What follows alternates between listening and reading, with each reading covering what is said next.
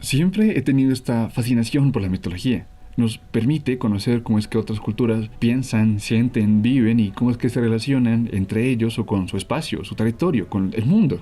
Por lo que a inicio de año compré este libro. Lo leí con mucha curiosidad.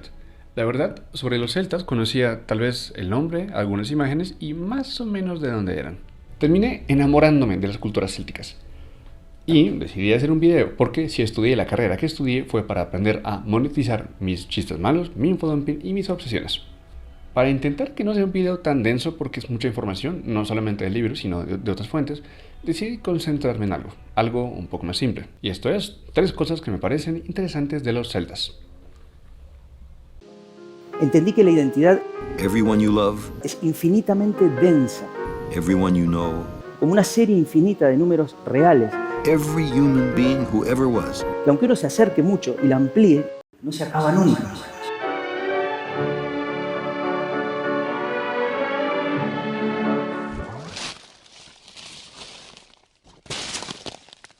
Todo lo que voy a hablar en este video está sacado de este libro, estos artículos, algunos podcasts y videos, no tanto como fuentes de información, sino como forma de ver si no se me está olvidando algo importante. Mucho de lo que sabemos sobre los celtas viene de terceros, no de ellos. Eso quiere decir, viene de geógrafos o historiadores que fueron o bien sus contemporáneos o algo de tiempo después. De hecho, el término que estamos usando para este video, para hablar de ellos, es un término que usaban otros autores de su época para hablar de ellos. No es el término con que ellos mismos se describían o denominaban. Celta viene de Celtic, que era un término que se usaba para denominar a los pobladores de un área bastante grande, desde el río Danubio hasta toda la península ibérica. Eran descritos como guerreros salvajes o bárbaros, pero esto era por personas que estaban o en una disputa territorial con ellos o queriendo poner su propia cultura por encima de la celta, así que hay que tomarlo con un grano de sal. Obviamente sabemos de ellos también gracias a los hallazgos arqueológicos, principalmente los que se dieron en el ámbito minero metalúrgico, con objetos de oro como los famosos torques y objetos en bronce, con el que hacían instrumentos como asadores, armas, espadas de lengua, cascos, lanzas, hachas de latón, calderos y vasos, por ejemplo. Por otro lado, la información que sabemos de estas culturas dada por ellas mismas fue por transcripciones posteriores de sus cantos y mitos, principalmente de tradición oral. Estas transcripciones están recopiladas en algunos textos, como lo son el ciclo mitológico, el ciclo de Ulster, el ciclo feniano y el ciclo histórico. Y algunos incluirían también ahí los ciclos artúricos. Algunos de los relatos en estas recopilaciones son algo difíciles de tomar. Contienen partes de historia, partes sobre guerra, batallas, pero también sobre sus dioses. Algunas de estas cosas se han podido corroborar mediante hallazgos arqueológicos y el contraste con fuentes de otros historiadores, pero no todos pasan la prueba, así que los hechos son muy borrosos. También se ha intentado entender sus migraciones y viajes mediante estudios lingüísticos, y esto ha servido bastante, hasta cierto punto. Entre más vamos al pasado, más difícil es seguir la pista. También es muy importante señalar que no eran una especie de imperio o pueblo con una gran extensión, eran una serie de tribus que compartieron costumbres religiosas, motivos artísticos, métodos de guerra, organización política, pero no son para nada una serie de grupos homogéneos, por decirlo de alguna forma. Y por último, para ya poder comenzar a cerrar este contexto, las regiones donde estuvieron por más tiempo y donde podemos encontrar de forma más clara sus rasgos son partes de Alemania, Francia, el norte de Italia, toda la península ibérica, Irlanda, Escocia, Gales, Cornualles, Inglaterra. ¿Entendido? Ahora sí, podemos continuar. ¿Has visto Valiente? Entonces has visto a un pueblo celta o descendiente de los celtas.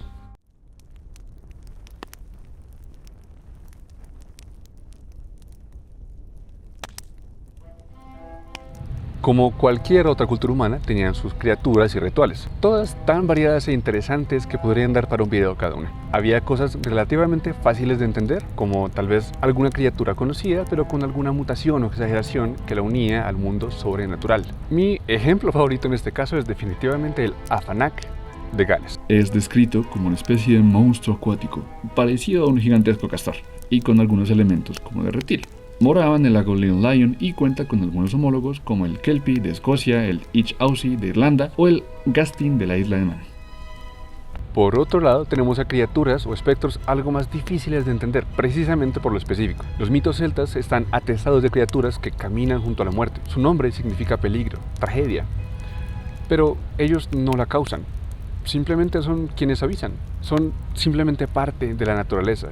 tienes que lidiar con ellos como quien lidia con la lluvia o algún animal en el camino. Son peligrosos o terroríficos, pero no hay ninguna maldad en su forma de actuar. Ellos simplemente hacen su trabajo, ser presagios de la muerte. Y creo que mi ejemplo favorito, por lo específico que es la forma en que lo hace, es el Ankou. Es una figura fantasmagórica del folclore bretón. Suele ser el espíritu de la última persona que murió en la comunidad.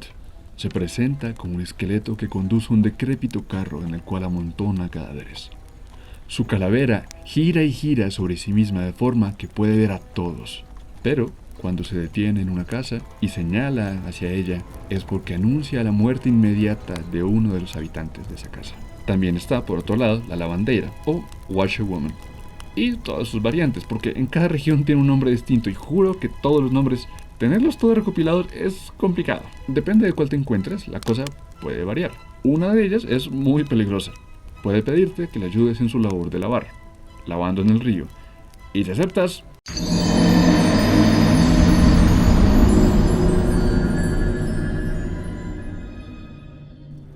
por lo demás, son simplemente inofensivas. Si las ves en un río lavando los ropajes o sudarios de un enfermo o un anciano, simplemente es para saber que no le queda mucho tiempo de vida. Y lo mismo ocurre con guerreros. Si ves a una lavandera, washerwoman o lo que sea, lavando la ropa o armadura ensangrentada de un guerrero, ya sabes que muy posiblemente de la batalla no va a regresar. Pero entre todos los espectros de este tipo, posiblemente la más conocida sea la Banshee. Hola, soy la Banshee. Posiblemente me conozcas por Castlevania, World of Warcraft, Cazadores de Sombras, Supernatural, Teen Wolf, The Witcher, X-Men, Gundam, D&D, Scooby-Doo y seguramente muchos más. Su nombre es la versión anglizada del término irlandés Banshee, que podemos traducir como la mujer del otro lado. Muy posiblemente la mayoría de ustedes la conozca solamente por sus gritos espectrales y aterradores. Pero es una figura de hecho muy llena de significado y es una figura tal vez más espectral que terrorífica. Su representación más común es la de una figura femenina, que puede variar entre una bella doncella, una elegante dama o una vieja arpía. Cuando aparece, grita, gime y se lamenta durante la noche, apareciéndose en la casa de una de las antiguas familias de Irlanda y lamentando por la próxima muerte de uno de sus miembros. Hay que notar, porque es bastante importante, que las muertes que lamenta son de familias aristócratas, que tienen propiedad sobre la tierra con un derecho que viene de forma ancestral. Cada una de esas grandes familias aristocráticas tiene su propia Banshee, lo cual las convierte en una especie de elemento de orgullo. Por mucho dinero que te ganes, si no naciste en esas familias, no consigues una Banshee. Para mí es un poco extraño este elemento, estar orgulloso de que un espectro viene desde el más allá a lamentar la muerte de tu tía abuela. Como una recomendación de seguridad, en los pocos momentos en que una Banshee puede llegar a ser peligrosa es si la ves cerca de un río y le robas el peine. Te va a matar, no lo hagas. Y ok, tal vez hay otro momento. Si estás cerca de una de estas casas de los grandes aristócratas de Irlanda y escuchas lamentos y gritos de una Banshee, no te acerques. Verla significa también la muerte. Como tal vez ya habrán notado, la Banshee y la lavandera tienen una fuerte relación con el agua. Sus apariciones, cuando no son por ejemplo en la casa, son cerca de un río o alguna piedra, lo cual es perfecto para llevarnos a la siguiente parte del video.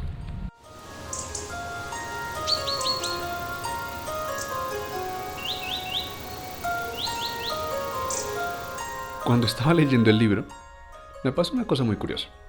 El libro es una enciclopedia, así que claramente está organizado de forma alfabética. No había ni siquiera podido terminar la B cuando ya me habían dado un montón de menciones sobre montañas, árboles, ríos, lagos y un montón de lugares o cosas relacionadas con la naturaleza. Muy interesante, pero siendo sincera, muchas veces estas secciones me las saltaba, hasta que llegó un punto en que comencé a preguntarme, ¿por qué me hablan tanto de esto? Y entonces el libro respondió. El gran respeto por la naturaleza de las antiguas comunidades célticas es un hecho bien conocido. Los celtas creían firmemente que cada árbol, montaña, colina, manantial, arroyo, río o lago estaba dotado de divinidad, y todas las fuentes indican que los árboles desempeñaban un papel muy significativo en la religión céltica. Todo cobró muchísimo sentido. Y de hecho, creo que hay un término antropológico que puede servirnos un poco mejor para entender este fenómeno de forma algo más clara. El antropólogo Mircea Eliade, en su libro Lo sagrado y lo profano, presenta el término hierofanía, que define como algo fundamental en la experiencia espiritual o religiosa.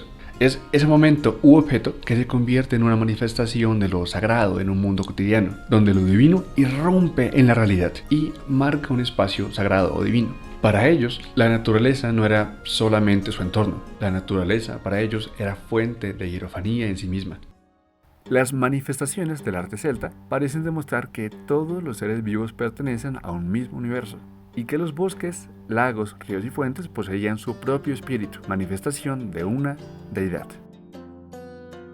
Es cierto que hay un dios de los celtas continentales muy relacionado con la naturaleza, Cernunnos, también conocido como el de los cuernos. Era señor de la naturaleza, los animales, las frutas y la prosperidad, pero la divinidad del mundo natural de los celtas no se limita o deriva de él, sino que tiene su propio valor y matiz. La piedra sagrada, el árbol sagrado, no son adorados en cuanto a tales. Lo son precisamente por el hecho de ser hierofanías, por el hecho de mostrar algo que ya no es ni la piedra ni el árbol, sino lo sagrado, lo Gan Sandere. El árbol sagrado o las plantas sagradas revelan una estructura que no es evidente en las diversas especies vegetales concretas. Es la sacralidad que desvela las estructuras más profundas del mundo.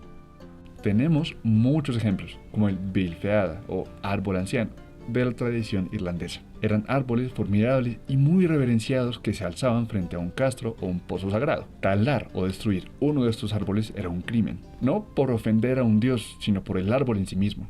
E incluso las piedras tenían este mismo tratamiento sagrado. En sus registros arqueológicos y mitológicos encontramos un montón de ejemplos de monumentos megalíticos, algunos que se utilizaban como altares de sacrificio y piedras planas que funcionaban como una especie de lugar sagrado donde hacer juramentos cuando se era juzgado. Y obviamente encontramos también esta divinidad en montañas. ¿Cuál es? Un montón. Intentaré dejarte una lista en pantalla.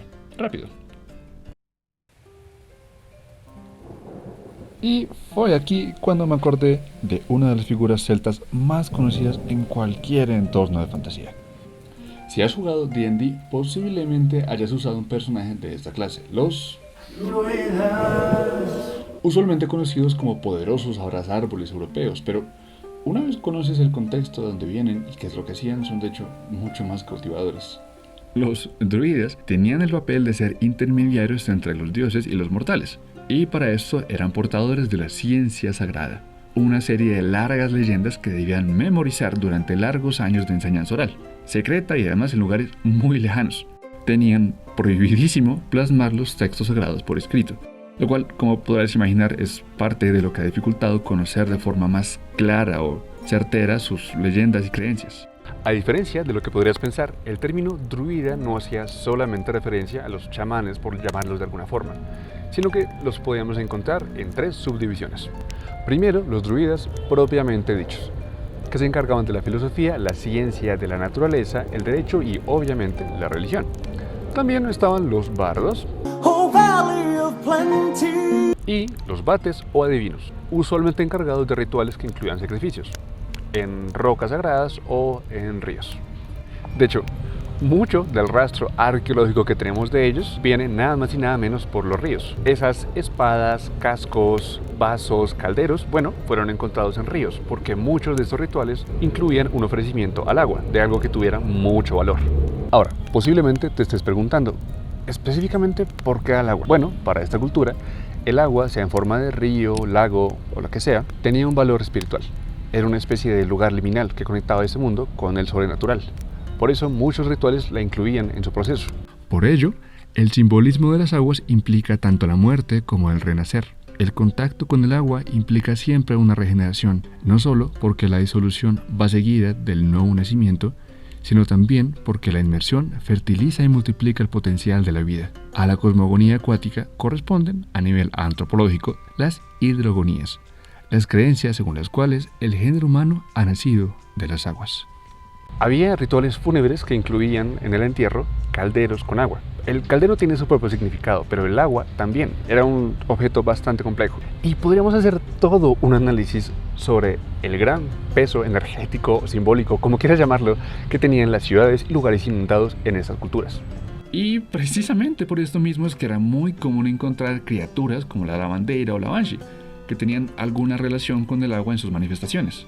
Y lo más bello de esta relación con el agua era que en muchas ocasiones los ríos terminaban siendo no solo este elemento cargado con esa potencia espiritual y divina, sino toda una divinidad en sí misma. En muchas ocasiones los ríos eran representados por una diosa que les daba nombre también. Y digo diosa no por casualidad. La mayoría eran figuras femeninas.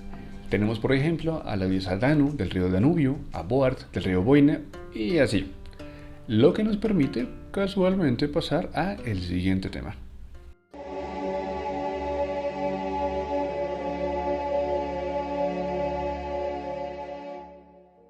Danu y Boart claramente no son las únicas figuras femeninas en este panteón y para nada son las únicas diosas relacionadas con el agua.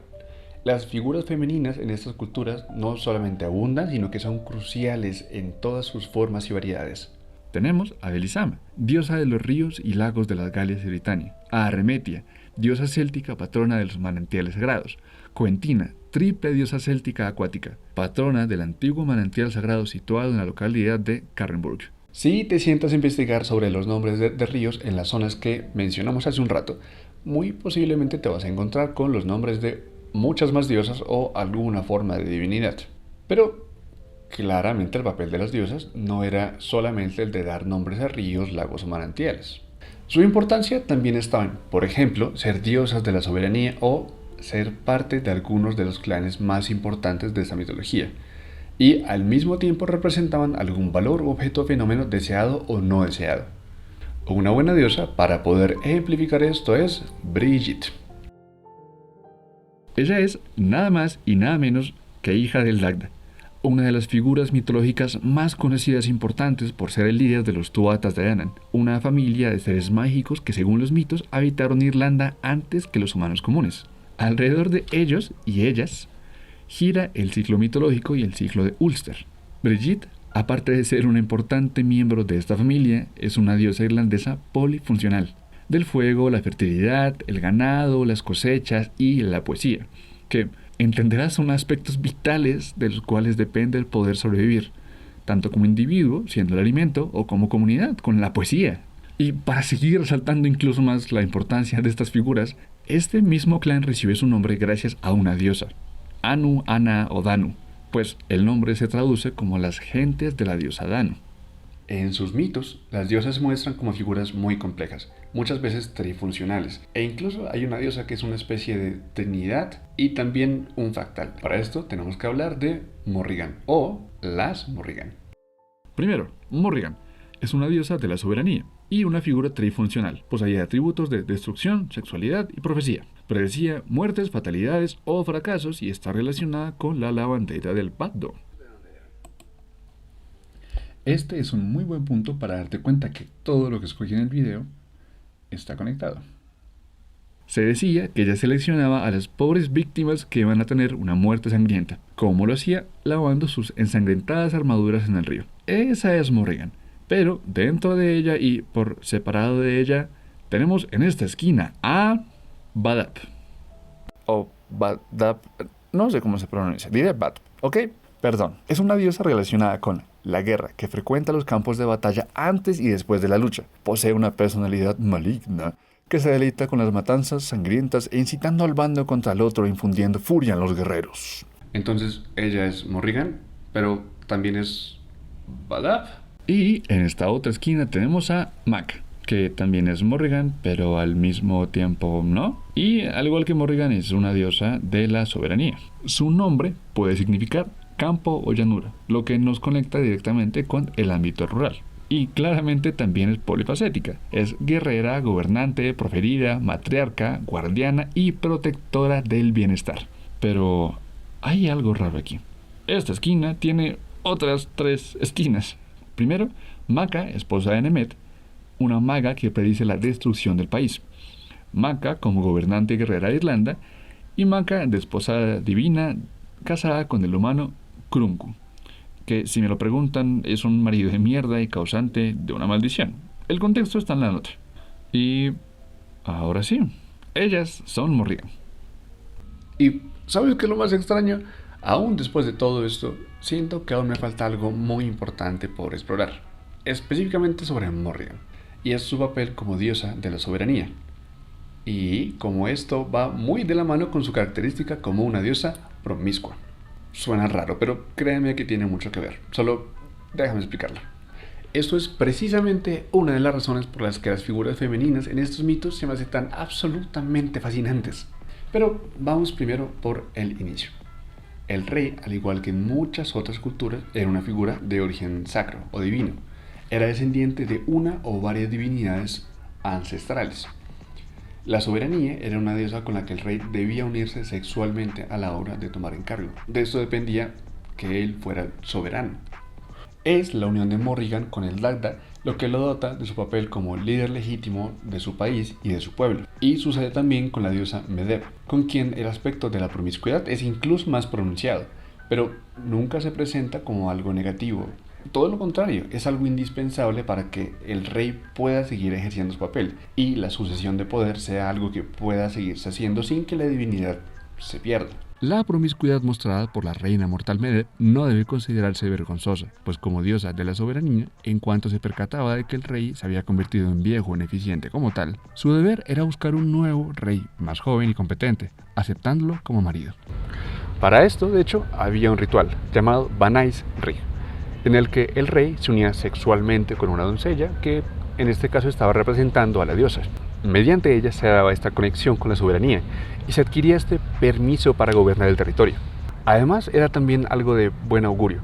Esto permitía una conexión con el mundo sobrenatural y poder ganarte el favor de los dioses para gobernar. Doreen Massey, la geógrafa británica, sostiene que estudiar el espacio es reconocer cómo ha sido construido, bajo qué estructuras políticas y a través de cuáles relaciones de poder saber. Buscar estas respuestas nos pueden dar pistas para entender las desigualdades sociales que viven en estos contextos. Encontrar en esta cultura, una vez más, esa conexión entre el territorio y el cuerpo de la mujer resultó extraño. No porque sea inusual o algo así, y no es único. Precisamente por lo contrario, por poder encontrar ese tipo de relación en un contexto totalmente distinto. Linda McDowell asegura que a partir de los cuerpos se definen relaciones de poder que determinan los espacios a utilizar, las normas y los límites. Por su lado, Paula Soto complementa lo anterior asegurando que el género entonces se erigirá como elemento relevante en la producción de imaginarios geográficos, imbuidos de simbolismos, poder y significados que dividen esferas, dominios y ámbitos diferenciados, donde es posible localizar a uno y otro género. Desde el lado mitológico, Mircea Eliade también hace una reflexión sobre esta relación, sea en esta u otras culturas. La mujer está, pues, solidarizada místicamente con la tierra. El parto se presenta como una variante a escala humana de la fertilidad telúrica. Todas las experiencias religiosas en relación con la fecundidad y el nacimiento tienen una estructura cósmica. La sacralidad de la mujer depende de la santidad de la tierra. La fecundidad femenina tiene un modelo cósmico, el de la Tierra Mater, Gentrix Universal. Aún con estas sorprendentes deidades del territorio, que daban nombre a lagos, ríos y montañas sagrados, aún con estas diosas que elegían sobre quién vivía, quién moría, que representaban a la guerra en sí misma y su velocidad. Quien seguía heredando el poder eran los reyes. El ritual no cedía el poder a la doncella, sino la doncella era quien, representando a la diosa, daba el poder al rey. Ver esto es para mí una especie de extraña contradicción que no termino por entender. Y esto es precisamente por mi perspectiva actual. ¿Qué matices tenía la feminidad en ese entonces para tener estas diosas tan importantes y poderosas, pero seguirlas relegando a ser el hombre quien tenía el poder? Por lo menos en la realeza. Y esto me genera muchísimas más dudas que me encantaría investigar. ¿Qué tan diferente verían las mujeres su papel en esta sociedad? ¿O su subjetividad con estas diosas siendo algo tan importante? Y por lo menos a mí me es inevitable pensar, esta relación entre territorio y diosas, entre mujeres y territorio, ¿tenía alguna implicación especial en tiempos de guerra? De ser así, tengo algo de miedo de saber la respuesta. En definitiva, a pesar de la obsesión y la investigación, aún me falta mucho por saber. Y eso me encanta.